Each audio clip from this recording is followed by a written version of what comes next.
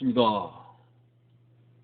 2월 3일 목요일 새벽 말씀을 올려드리겠습니다. 성경 말씀은 마태복음 27장 45절에서 50절까지입니다. 제6시로부터 온 땅에 어둠이 임하여 제9시까지 계속되더니 제9시점에 예수께서 크게 소리질러 이르시되 엘리 엘리 라마 사박다니 하시니 이는 곧 나의 하나님 나의 하나님 어찌하여 나를 버리셨나이까 하는 뜻이라. 거기 있었던 자 중 어떤 이들이 듣고 이르되 이 사람이 엘리야를 부른다 하고 그 중에 한 사람이 곧 달려가서 해면을 가져다가 신 포도주에 적셔 갈대에 껴 마시게 하거늘 그 남은 사람들이 이르되 가만두라 엘리야가 와서 그를 구원하나 보자 하더라. 예수께서 다시 크게 소리 지르시고 영혼이 떠나시니라. 아멘. 예수님은 마침내 십자가에 못 박히셨습니다. 우리가 아는 대로 6시간을 매달리는 가운데 물과 피의 모든 몸의 진액을 다 쏟아내셨습니다. 그리고 오늘 본문에서 6시로부터 온 땅에 어둠이 임하여 제9시까지 계속되었더라.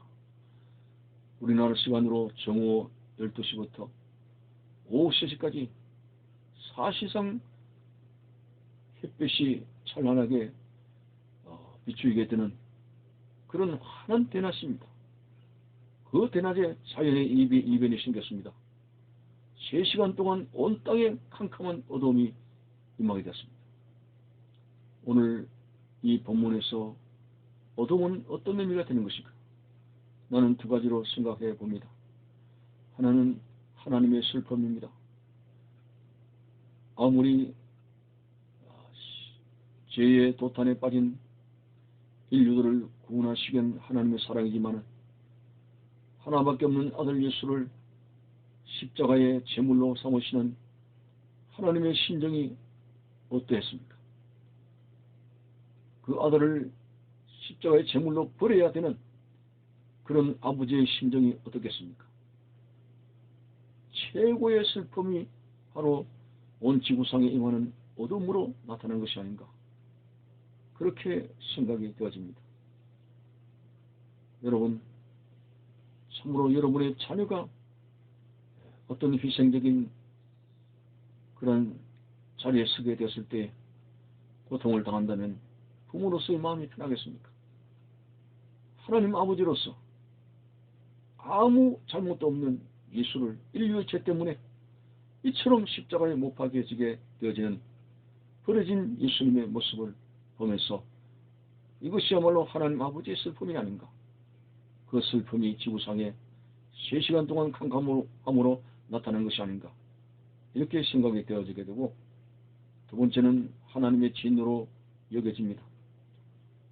어쨌든 하나님 아버지는 자기 아들 예수를 모든 인류의 죄를 다 아들에게 뒤집어 씌우시고, 그리고 어린 양으로서의 하나님 아버지 앞에 버림당한 바로 그 시간입니다.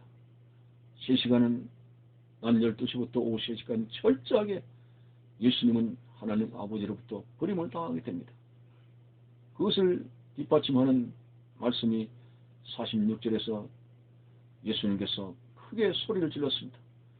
엘리 엘리 라마 사박다니, 번역하면은 나의 하나님 어찌하여 나를 버리셨나이까 하고 절규했습니다.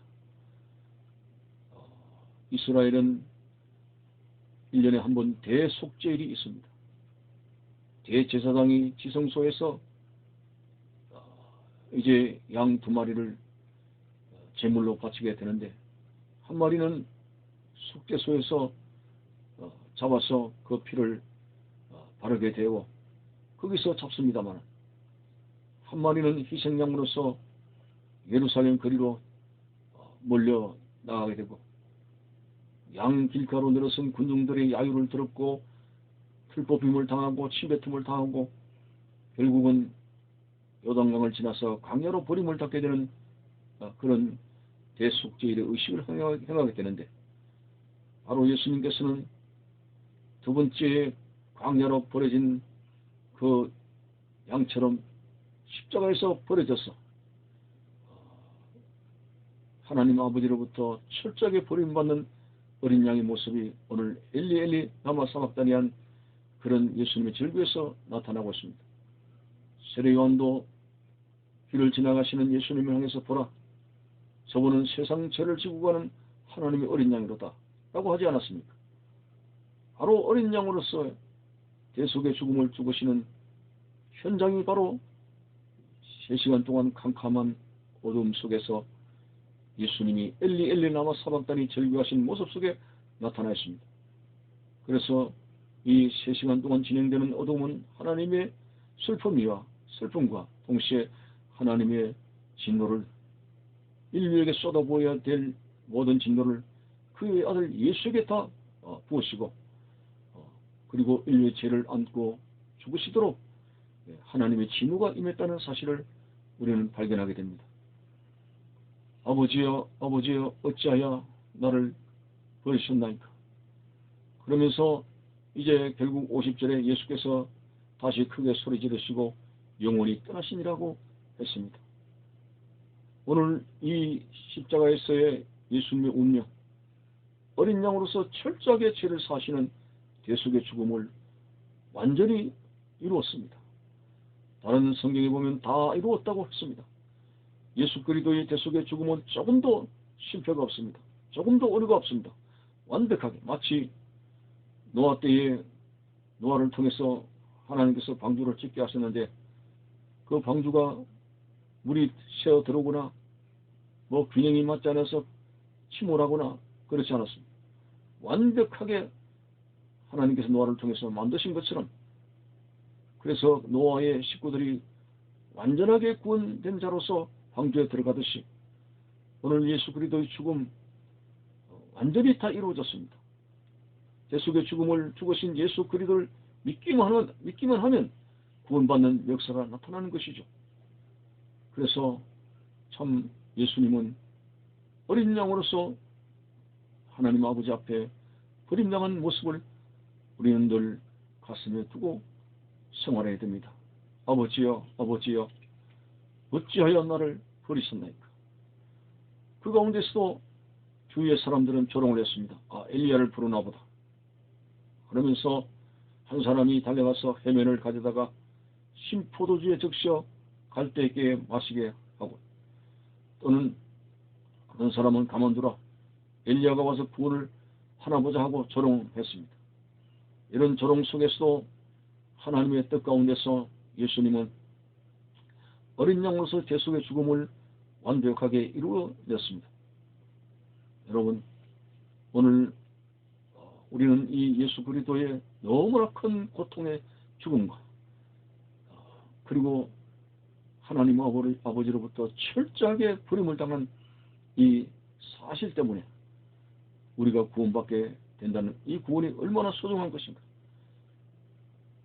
사후에 누가복음에 나와 있는 대로 분명히 천국과 지옥으로 나뉘게 됩니다. 천국과 지옥이 없다면야 무슨 할 말이 있겠습니까? 그러나 분명히 우리의 영혼이 몸을 빠져나가는 순간에 두 세계가 펼쳐진다는 사실을 누구도 부인할 수 없습니다. 천국과 지옥으로 나누어집니다.